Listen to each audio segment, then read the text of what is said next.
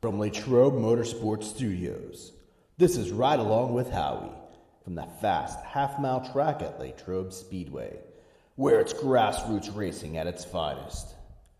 Here's Howie. Race fans, who's ready to go for a ride? It's Ride Along with Howie, brought to you by S&B Promotions and Joe's Body Shop and Towing. And now we're going to grab a word with one of our 305 drivers, Mr. Jay Fry. Jay, welcome to Ride Along. Thanks, Howie. Thanks for having me. Well, thank you for going for a ride. And Jay, I've had the pleasure of knowing you and your family, 25 years? Back from the old Acme go-kart days. And yep, it has been a while. I was just thinking about that, how long I've been into it. Well, how many years have you been in the racing now? Actually, I think I took a year off, so it doesn't really count as this year should technically be 30 years for me involved in racing that I actually drove. But being that I took a year off, so I'm about 29 years I've been racing. Wow, it's a long time. And you actually got started building go-karts with your dad up at the Fry Garage in Jennerstown, PA. I was actually at the shop before, and a lot of you ran all types of go-karts. We started out obviously running flat carts, and we just decided at that point we seen too many guys landing on their heads all the time, so we thought maybe we'll start making roll cages for these things. And then we started getting a little more into what the rules were, and Dad and I started designing some of the carts at the time that were out there weren't the most appealing looking, so we wanted to try to make something that was safe plus looked half decent. So there's still a few of our carts floating around out there. We see every now and then. You'll go to a flea market and I'll say, that's one of ours. Somebody's passing it along, and who knows how many people have sat in the seat, but it's kind of nice to see that. What was the name of your carts? We actually never had a name for them. We just called them a Fry chassis because I know everybody gets fancy with names and things like that, but we just put our name on them, just Fry or Fry chassis, whatever. But they weren't hard for us to pick out. They had a few things about them that stuck out as opposed to the others. Now, how long did you run the go-karts for? I started running go-karts in 1993, and that was at Hunter Hill. And we had then progressed. We started moving around, running off and on at Acme, and there was a lot of tracks. I'm trying to think of the names of some of them, but it was 93 we started running karts. And I think it was 99 I took a year off from that, and then I came back, and I believe we were running like stock class go-karts up until about 06. And then I started jumping around. I think 07 I got into some 4-cylinder racing and kind of progressed from there. What do you like best out of all the racing? The go-karts, the 4-cylinders, the sprint cars? My whole life, I've loved sprint car racing. I've loved anything with open wheel, preferably like outlaw stuff, wing cars, so sprint cars where I'm fortunate enough now to be able to do what I'm doing. I've always wanted to be able to run some kind of a sprint car before I'm not able to do this anymore. And, at least I'm able to do that, like right now. But go-karts we had a blast running go-karts. It's a shame that, I guess that's just the sign of the times. The costs of everything get so out of hand. I think the last 10 or 11 years I raced karts, we had run some form of an outlaw class. In fact, we had promoted our own Western PA mini outlaw class is what we called it. And we went around, obviously, Western Pennsylvania to all the different tracks and tried. But it was like anything. It had its time in the spotlight. And some, we kind of exhausted who was available at that time to run. There wasn't it's trendy, it's the flavor of the week kind of thing. Everybody thinks it's cool when they get one, and then they decide it's not quite for them. So we kind of went through a lot of people, and it was getting to a point where I especially I was getting burnt out from promoting that whole deal, and I just wanted to be the guy that showed up at the racetrack and raced and went home. I just wanted to get the fun back into it again, but always loved wing cars, open wheel, sprints, any of that stuff. Now, did you ever run any wingless sprint car shows or no?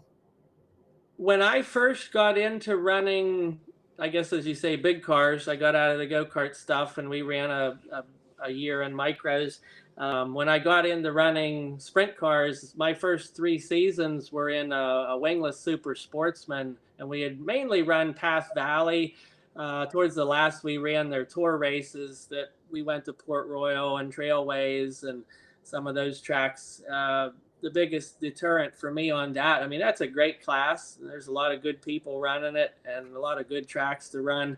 But the problem with us is it was getting pretty costly. Our tracks, we were traveling 2.5, 3 hours everywhere we went. And with like now the 305s, there's a lot of tracks, that are real close for us, or at least closer. And within an hour and a half, we can be at a lot of tracks now. And it's fun because the rules are the same for everyone. So that makes it nice. You don't have to change a car. And I know there are a couple, I don't want to say different series, but I guess that's the only way of saying it. You have the Allegheny series. Laurel Highlands had a series, if I remember right. Yeah. There's actually, like, we run with about 4 series right now. There's I primarily race with the Laurel Highland guys. And then there's also the Allegheny Sprint Tour, and they're kind of more up towards Lernerville and Sharon, up that direction. Then there's the Path series, which is like Central PA and East. And then we also run some races with the Virginia Sprint Series, which I think is like the founding. That's where French Grimes, who's the founder of the 305 series, he's still out there running. Props to that guy. He did a heck of a job. So, but yeah, 4 different series. Now, what do you like running better? The bigger track like Path Valley? I'm sorry, like Port Royal, or a smaller track like Path Valley?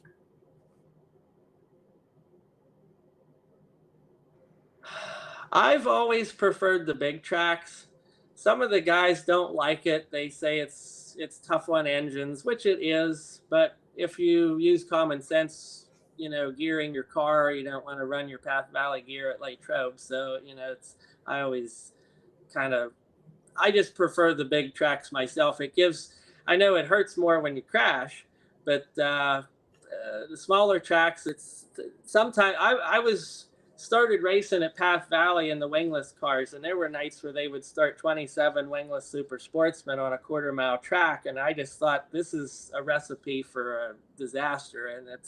And a lot of times I got the blunt end of it, and there were nights where we weren't running so bad and we still got junked by getting into lap traffic. And at least on the bigger tracks, even though it hurts worse when you crash, it's you get a chance to spread out. It's maybe not quite as exciting for the fans, but it's really exciting for me. I know that. So, and as a racer, racers always want to go faster, and when you hit a track like Port Royal, Latrobe, a big open track like that, you can see what you got under the hood. There's no question about it. I know I don't feel like I have as good of equipment as some of the guys that I'm running with. I know it's there's just I just know there's some better stuff out there than what I have right now currently. But and at the same time, yes, when you're on a bigger track, it will let you know how much you're behind the 8 ball. The only thing that saves a guy like me on a big track scenario like that is whenever the tracks tend to slick off. A lot of times the horsepower isn't as big of a deal, and then us little guys have a chance to run with some of them big boys. Now let's go ahead and talk about how long have you been in the 305? This is actually my second year in 305s. Okay, I don't know why I thought it was your third, but okay. Nope, I had 3 seasons in the wingless car, and then I ran. This is my second year in 305s. All right, and let's go ahead and talk about everybody who made getting this 305 possible: the crew, the sponsors. So that's definite. There, we don't have a lot of sponsors, but the ones that we do, we greatly appreciate. And my biggest sponsor is, obviously you can see in the background, Ridgeview Veterinary Clinic. They've helped us out a ton. I can't put into words how grateful that I am for having them help us, and just on and off the track. It's just anybody that wants a recommendation for a veterinary clinic, they are definitely by far the best place that you can go to. And I'm not just saying that because they sponsor me, but we have 13 cats at our house, and they take care of all of them for us. And we have a dog too, so it's wow. Yep, it's a miniature little farm. So they're our babies, and we love them, and we do everything we can for them. So Ridgeviews, they make sure that they get the best care possible. And we only have another sponsor, our friend Bill Phillips Tax Service in Somerset. He helps us out every year. I used to work with him, and he's been a good friend, and he enjoys seeing us out there and ripping around in the dirt. And so we appreciate everything he's done. But other than that, we pretty much do this on our own. It'd be nice to have a little extra funding to help, because obviously everyone knows the costs keep going up, and tires are expensive, and engine overhauls, and just initially getting there is a big expense now with diesel fuel and all that stuff. But it never ends. And so, but we're grateful for who we have, and obviously we're working to try to get some more. Now, how much success have you had with the 305? I know you knocked on the door, you got a couple heat race wins, correct? Actually, we haven't seen a checkered flag yet. I'm a little embarrassed to say that. The wingless car, I started out and I struggled a lot. It was just the fact of having absolutely no traction at all. I asked a few friends of mine, I said, is there ever going to be a day in these cars that you can drive on the track in a feature and actually feel like you have control? And he goes, not really. He says, but you'll get used to it.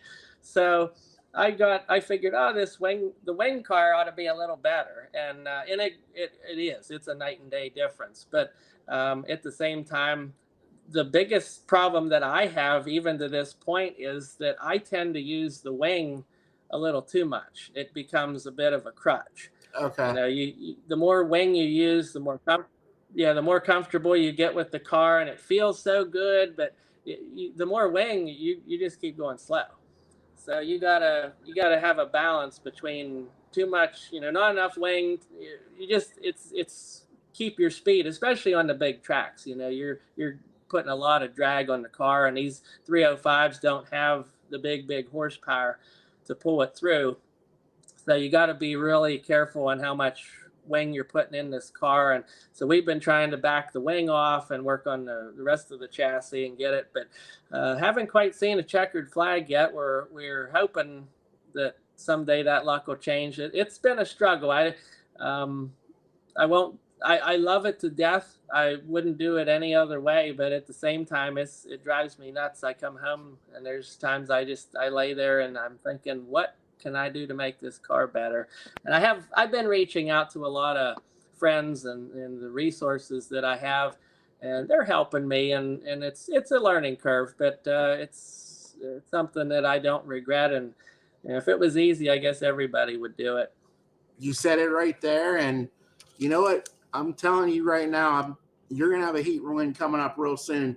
Just knowing how you drive and how your team is and the way you guys progress, I bet you get a heat race and maybe a feature one before the end of the year. Well, I would love that. That would be, I probably would be in victory lane crying like a little girl, because that's like all I think about anymore. I just want to get out there, and I I I know everybody's so used to me winning in the go-karts and the micros and stuff that we were running, and I get into these cars and it was a bit of everybody's always on me like, well, when are you gonna win? What are you gonna? This isn't easy. This isn't, we're not. This isn't bumper cars at the amusement park. These boys were bringing it, and I always get people that think, oh, they must be cheating because you're a good driver and you can do this, and they're still beating you. And I said, you don't understand how competitive that these cars are. These guys aren't screwing around, and the cars are so evenly matched that if you're off one little bit on your setup, you can go from running third to 23rd 1 week to the next. We've done it. I went to Hagerstown one night and didn't even make the show, and we came back the next race, and we ran, I think, fourth most of the feature, and I think we finished sixth that night. But we had a pretty solid field that evening, and I said, anybody that thinks that we need more motor or we need to do this or that, look what happened. It was just the difference in the evenings. The sun and the moon lined up in the right order for us, and we had a good night. Yeah. But the cars are just so equal, and it's a very competitive class. I mean, it's a lot of guys would have quit probably by now. They'd say, this is too much work. But I love the challenge. I love the cars. I mean, and these guys, this is a good group of guys. I mean, they do help. There's some groups that you get with, and you can kind of sense a bit of cutthroat mentality. They don't want to help you, and you feel like the odd man out. But no, these guys, anybody that I've raced with, they have been super helpful, and everybody respects the fact that most of us put our own cars on the track on our own. We come home from work and we work on them till it's time to go to bed, and get up and do it again the next day. So everybody realizes what it takes financially and physically to put a car on that track, and you don't get that bonehead mentality. They just got to dump you on the first lap. I mean, it happens, but that's, for the most part, I haven't seen it with these 305s. These guys are a pretty good group. Well, race fans, be sure to keep an eye on the 10J of Jay Fry. I'm telling you, he's going to be going to the front real soon, and could be as soon as this upcoming Saturday as the 305s make their return to Latrobe Speedway. Thank you for your time, Jay. Thank you, Howie. Race fans, now we're going to have a conversation with probably one of the all-time greats in the stock division in Western Pennsylvania. I can remember going as a kid to Challenger in Lernerville and seeing the number 66 Auto Supply Chevy Malibu, blue and white, always up in the front. Gilmore Engineering providing the power and Joe Kelley driving it. And getting to talk to this gentleman is like getting to talk to your childhood hero. Joe, welcome to Ride Along. Hi, Howie. Thank you for having me. Hey, Joe, how long have you been racing? Well, probably over 30 years. Well, it is over 30 years. Not so much lately, but, we hit it hard. When we were racing, we hit it pretty hard, 3 days a week when we could and so forth. And you started back in the Enduros like so many other drivers, and from there you went into I guess they were called pure stocks back then at some tracks, and made a name for yourself. Your forte was the short tracks of Lernerville and Challenger, and won a ton of championships there. And back in the early 2000s when they opened up Latrobe, what was it like going to Latrobe coming off of the short tracks of Lernerville and Challenger? It was pretty neat because that's where my father always took me as a child, and that's actually how I got interested in racing, was through, it was Schmucker Speedway at the time. So, you know, as I get older, the Schmucker shut down, and I was always into cars. I took auto mechanics in high school, and did a lot of stupid street racing, drag racing and stuff. But then these enduros come around, and it just got me involved. And running enduros, we ran them down Motordrome when it was dirt. We went to a lot of places. Went to West Virginia, 79, Interstate 79, and Williams Grove, Hagerstown, Silver Springs. That place is shut down. So we had a lot of fun with that enduro. But what it was Marion Center was kind of, their stocks weren't too far off from what our enduro car. So we ran the stock, or my enduro car, with the stocks a couple of times, and then just started heading towards the other division instead of the enduro. Now, how long did it take you to run in the pure stocks before you finally got the first win? I'm trying to think. I won one my first year. That was probably in 1993, the Challenger. And it was with my enduro car. We had changed it over, lightened it up, got it out, put a little better motor, put a standard shift in it, and so forth.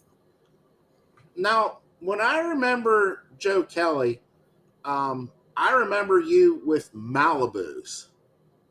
What made you decide to run the Malibu, the shorter wheelbase, just to be a little different? Well, I didn't own the Malibu at first. Frank Novak owned that. Okay, sorry. I got married in '94. I sold my car, everything I owned to get a house. My wife sold her car, and we really didn't have much. I still had some motor parts left over. Frank Novak had a car. Well, John Gilmore gave us a lot of parts also that we needed, and assembled the motor, and there we were. And then later on down the road, Frank sold the Malibu to me. It was still the same car with the Monte Carlo body on, the newer, well, I call it newer, back in the 80s, but it was still the same car. And I won so many races with that car, but every year we would put a new body on, paint it. I don't know where I got my energy back then. I wish I had half of it now, but it was, you know, it was pretty neat all winter long doing something. I wasn't a body man, but we made it look good. We took them to the mall shows, and that's all it kind. I think it dented up a little bit anyway afterwards. But like I said, you didn't really choose the Malibu. Basically, Frank chose it, and you kept that until you made the switch over to the Monte Carlo SS. Well, back then, Howie, when they built cars, they didn't take the body off. You know, they still had the stock floorboards in there, and the stock trailing arms and so forth, but it was gutted out. So that he bought that car in Ohio, Canfield. Am I saying that right? Maybe he went to Canfield, Ohio, to swap meet. Yeah, or Canton. Yeah, Canton. That's what it is. I'm sorry. Yeah. Canton bought that, and that's how we ended up. Now, when you went on your own, it's not like you took a big crew with you. If I remember right, your pit crew was you and your wife. There's a couple of times like that. I think I like the small. I like being small. There's pit crew or people in the garage, because you get a lot of people. You get a lot of talk and a lot of distraction, and you get more done with one or two people than you do with 5 or 6. But we were always prepared when at home. We got to the races, we unloaded and raced. If we had problems at the track, then we dealt with it and fixed it. But what kills me is these people that check their oil at the races, and they're changing their tires, flipping them around. You know, you do that stuff at home. And that's we went to the races to relax. That was the fun part. We were ready to roll when we would come off the trailer.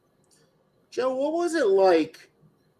I mean, looking back, there were nights you did 3 nights in a row of racing.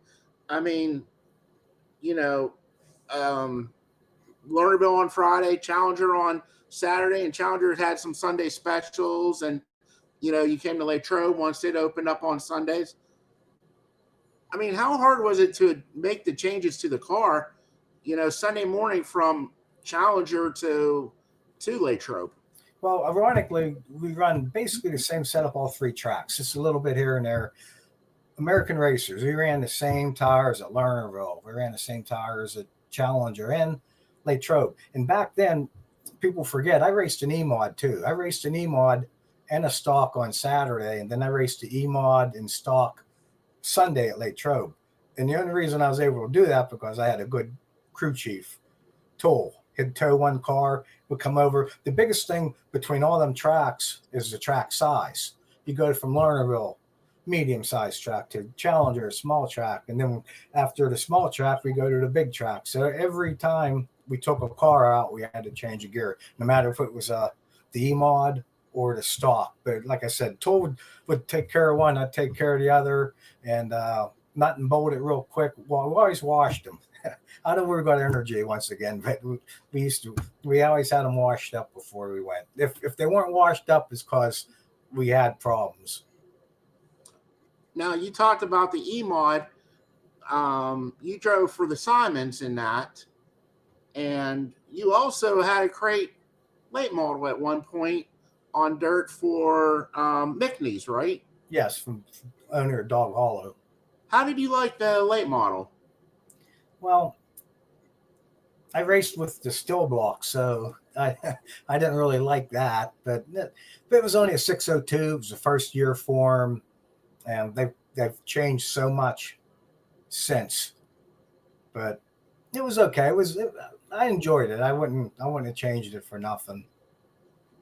But the one constant has always been you and your stock cars, and you actually, I want to say probably around 2004, you got rid of the old Malibu, Monte Carlo, Novak car, and you actually built a brand new car yourself. Yeah, J. Paul McCracken bought that car that we've had for, oh, wow, so many years. And we won over 120 races with that Malibu / Monte Carlo. And J. Paul bought that, and I got enough money out of that to build a new car. So that's what we did. What was it like? I mean, just getting into that old car just had to feel real comfortable. I mean, you raced that car, 120 plus wins, and you're basically got the perfect wheel, and here you are trying to reinvent the wheel, building a new car. But at that time, things were starting to change. Like, no more stock floor pans, and getting creative with the bodies and moving the motor back. Like with that Malibu, the motor was in a stock location. It had to be for Challenger and Lernerville. I could have got away with it. Latrobe opened up a little bit because there was other tracks that had the motor move back a little bit, but to race Lernerville and Challenger, you had to have it in a stock location. But things are changing a lot. So you basically almost, to keep up with the Joneses, you had to build a new car to be able to keep on winning, basically. Plus, I got a nice time for that car, so that's always nice too. And you had that new car, and I know you won the championship at all three tracks with the new car at different stages, but the new car was only around about 3-4 years? It was a question how long they had it. Yeah. I think 2 years. Dave Baker bought that. Okay. I was done. And I think it was 2006. I was done. Dave Baker was going to buy both motors and the car. And well, when it come time to do it, I said, I'm going to keep one motor. So I kept one motor. Dave Baker bought that, bought my trailer. And next thing you know, Terry Bank, owner of 66 Auto Supply, he goes up, and I think his name is Greg Oakes from Marion Centerway. Bought that Rebel chassis. Had a Rebel chassis, correct. And he had it for sale, and he had it in his little showroom. Didn't have a motor in it. And Terry's wheels started turning, and that we end up getting that car, and it was a And very good car. and that was the start of you being the hired gun. And you rode with Terry for about what, 14, 15 years when it was all said and done. Well, I think he got that car in 07. And you got rid of the what? I'm the owner now, so for the last 2 years of the 66, he still helps me out. I mean, Terry helped me out since my first feature win at Challenger back in '93. He's been with me all them years. We're good friends. There's no hard feelings about this at all. We're super good friends, like I said. Just that he was getting a little older and didn't want to be involved like he was. But that's okay. That's good. 'Cause I'm getting older too. So now we got the Joe Kelley team back with owner Joe Kelley and Marcy Kelley and 2-pack. Yep, 2-pack and Anthony Anthony Monopart getting behind the wheel some and yeah, I enjoy that watching him run it. You know, when Toll showed up, he showed up on a motorcycle and had these two little boys of his own and Brett and you basically got to kind of like mentor those boys along in their racing because, you know, nobody listens to their dad. I mean, Toll, a very accomplished driver, but, you know, if Joe Kelley tells you something, you write that down. If Dad tells you something, you probably forget that in about 2 seconds. Yeah, Toll's been very helpful in the last, you know, not so much.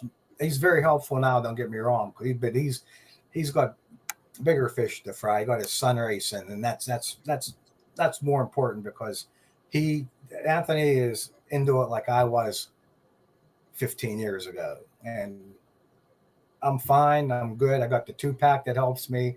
We go to races, and Toll and Anthony, Christina, all you know, whoever helps Anthony's there, and they help me. So that means a lot. Did you ever think when you started running these Enduros that you would be one of the all-time great in the stocks when it was all said and done? No, I wouldn't say I was all-time great, but I never thought I'd win as much as I did. I think that's what kept me going. You know, you race 3 nights a week. I had more money in my pocket when I raced 3 nights a week than I do now because it's so expensive. But I actually made money back then. So that sounds stupid, but no, it's truthful. I mean, truth. Yeah.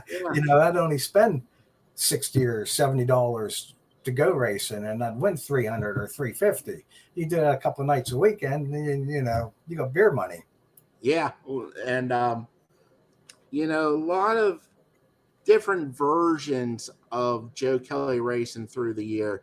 What was it? The 3 stash team with you and Kasecki and Lambert back in the early 2000s. You had to have a mustache to be part of the team. Yeah, we all had goatees and mustaches and stuff. That was a pretty cool deal back then because we all 3 of us ran up front. And it was, you know, when Kasecki, we called him the catfish because he was always on the bottom feeder, and Butch was kind of top. I don't know where I was at, maybe in between, but you know, but Rob won a lot of races catfishing, and Butch won a lot running the top, and I don't know. I guess I must have been in between. Is there one race or year that just sticks out in your memory as, God, that was fun, or man, that was a hell of a win? Yeah, that probably would have been. Terry reminds me all the time. I got a shirt. I should have wore it. 2010. Terry from 66 always say, hey, remember 2010? 2010. Well, we won 14 heat races. That's when they had the heat race challenge at Lernerville. You won. Whoever, all 4 divisions, whoever won the most heat races got $500. I got the trophy right here.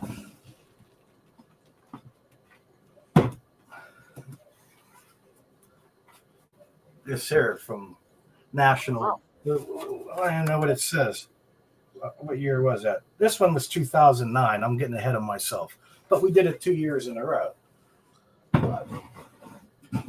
And it's just, and that was $500 too. So That made it. And as you see, I got the matching boot for from the other one. Okay. It was 2010. But so we would say 2010, Howie.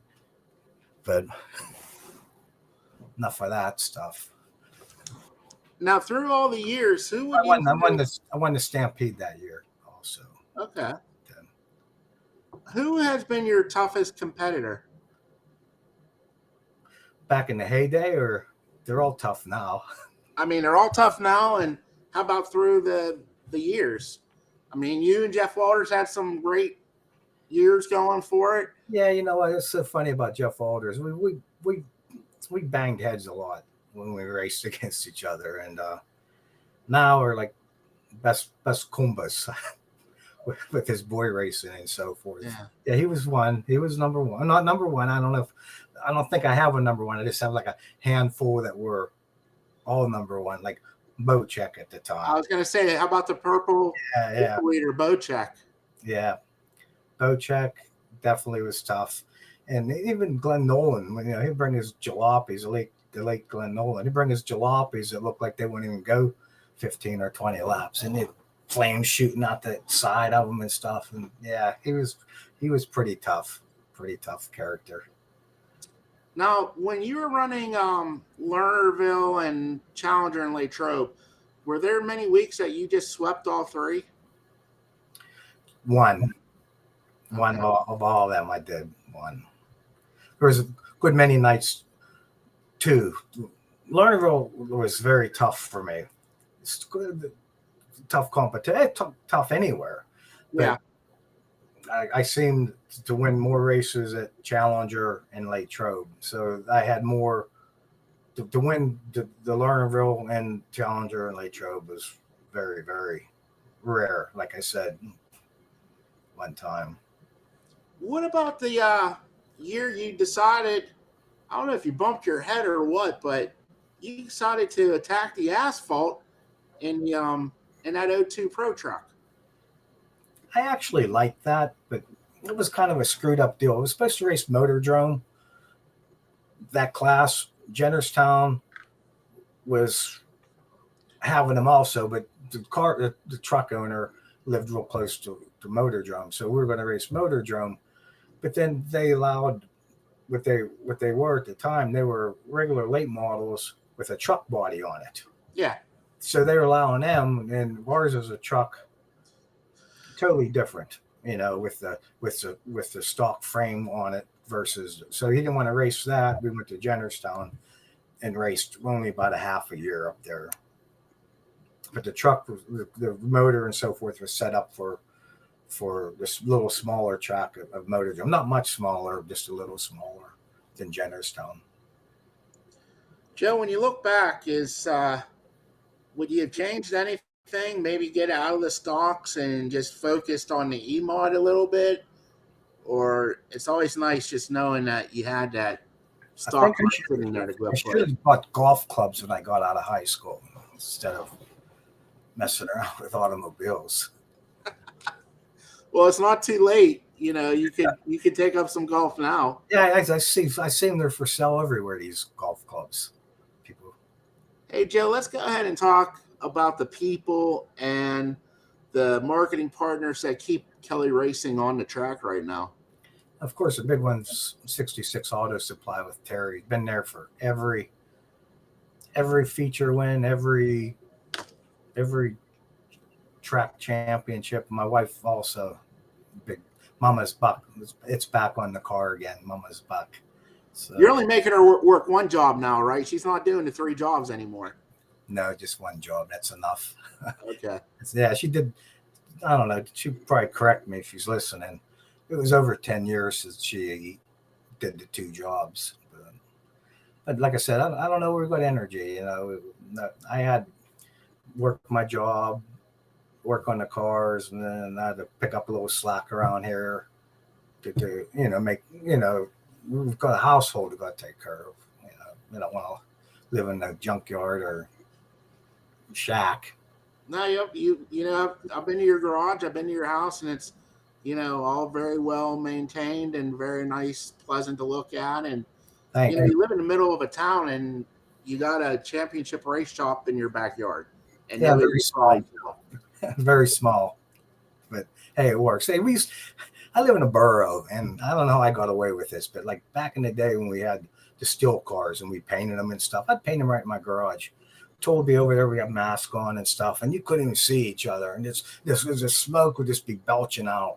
And I know my whole neighborhood had to smell like paint fumes, but they never said nothing. But I went over and mowed their grass for them and stuff, shovel their sidewalk in the winter. You were bribing them. I tried to, yeah. Well, Joe, I appreciate you taking time out, and this has been a real thrill. Like I said, not everybody gets to talk to their childhood hero, and I can remember going to those tracks and seeing that 66 Auto Supply, Bad Boy Comics, Chevrolet up front, back in the day, yeah.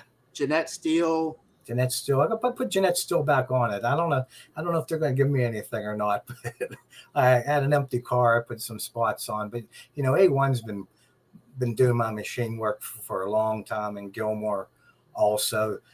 Gilmore used to put them together. A1's the last couple of years for Latrobe's been putting my straight stock motor together. Not straight stock. It's what is it? Pro stock. Sorry, we had so many different names for them. And Toll and Christina, my wife especially, putting up all these years of doing this, and Callie and Jace, the 2-pack, they're the new. Yep. They're awesome. Well, race fans, be sure if you have the opportunity and this guy is racing,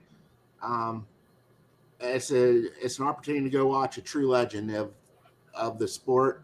Probably the GOAT of stocks for Western Pennsylvania through the 90s and the 2000s. Thanks for your time, Joe. It's it's so tough now. I mean, it is as you get older, everything slows down. I mean, but I'm supposed to race on the when is this, the 24th? Yeah, this Saturday. Yeah. They're supposed to race the 24th. That'd be my first race of the year. And weather don't look too good right now. But, I hope we race. I'll find out. If I tear it up, I tear it up. But I'm thinking I'll have some fun. That's all you can do. Yeah. Take one day at a time, or is that one race at a time? One race at a time. Yeah. One day at a time was a TV show back in the 80s, Joe.